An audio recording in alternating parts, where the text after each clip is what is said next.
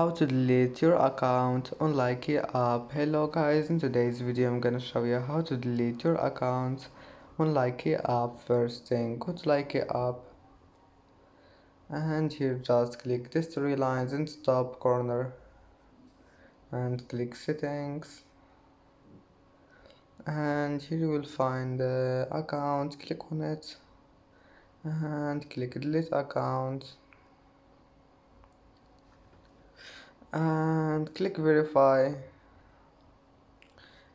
and then click continue. Now just select this one here and click delete. And that's it for today's video. If you like this video, please don't forget like and don't forget subscribe, and thank you for watching this video until the end, and see you in the next video.